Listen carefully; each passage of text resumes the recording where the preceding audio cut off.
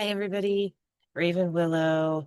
We are going to talk rocks and crystals today because everybody that collects these is into this.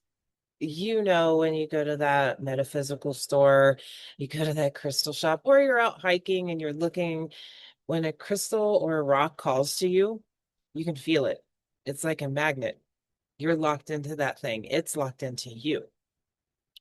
So they are very much alive. That is a sentence that most humans would probably never put together. They have a consciousness. Um, but it doesn't work the way that ours does, obviously, and it's completely alien to us. So a, a crystal, a rock, is recognizing its own consciousness through you. And then you begin to recognize it. So rocks are self-aware, but in a different way than us. They, you might recognize it as a rock. So you pick this item up, it's a rock, and you're like, it's just a rock. And you toss it away, like a lot of people would, right? Then it's just a rock. But if you're one of the people that are in tune, it's calling to you. You pick it up, you can feel the memories that it has recorded. So, just to give you an example, when I was traveling down by Chaco Canyon, one of my favorite spots in the whole entire planet, um, there's a lot of petrified wood in the area, and you can find it just everywhere. Like, you don't even have to go to those stores and buy it. You can go hiking, you just find it. So, of course, a piece was calling out to me when I was on a hike, and as soon as I picked it up and I just held it in my hand, I could feel like the primordial ooze. I could feel the dinosaurs. I could feel all of that life that had transpired and recorded itself in this. So that gets into a different subject, but because it's wood and turned into something else, but we'll get into that later.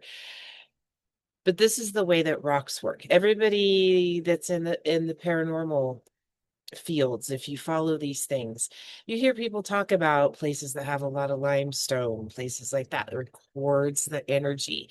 You get a lot of like residual hauntings, things that just play themselves over and over again. But you can also get intelligent hauntings. They're a conductor as well. um, Crystals are the same way. They record information. Obviously, we use them in computers, we use them in watches. They're everywhere. Crystals are used in every kind of technology for a reason. They record information. So when you pick up a crystal, you are picking up the thousands and thousands of rock, anything it is, however long that thing has been, wherever it is, it has collected that information. And you can sit there and hold your crystals and hold the rocks that you find and delve into their story just like an Akashic record. You can go back pretty dang far when you want to actually communicate with your rocks and crystals.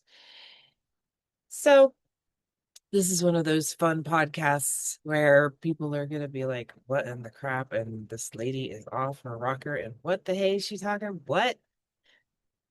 But people that understand and get it, it's going to click and you're like, oh.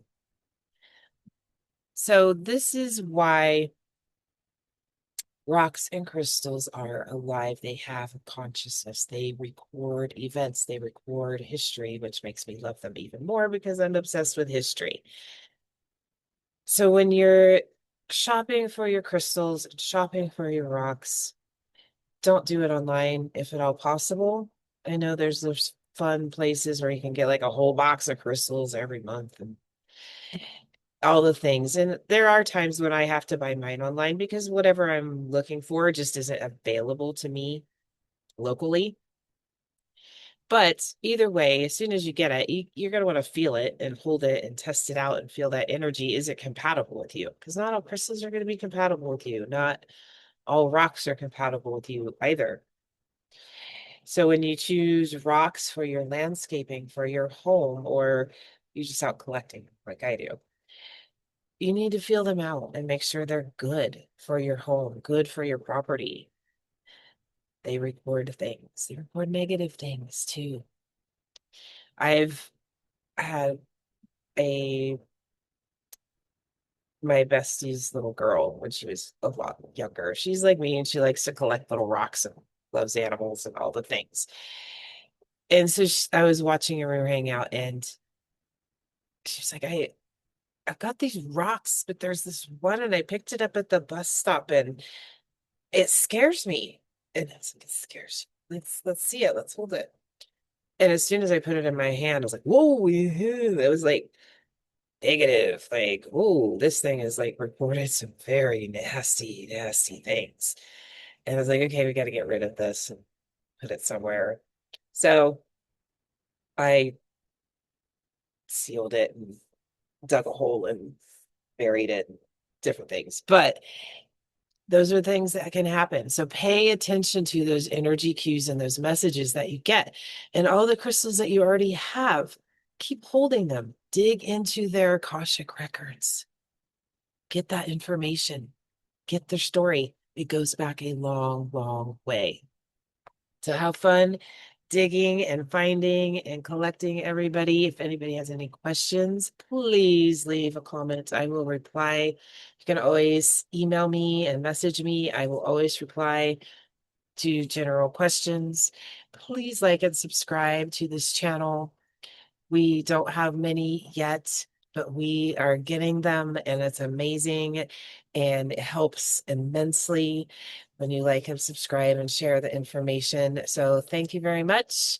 And if there's ever a topic that you guys would like me to speak about, just let me know and I will dig into it for you. Have a good one, everybody. Be safe out there. Bye.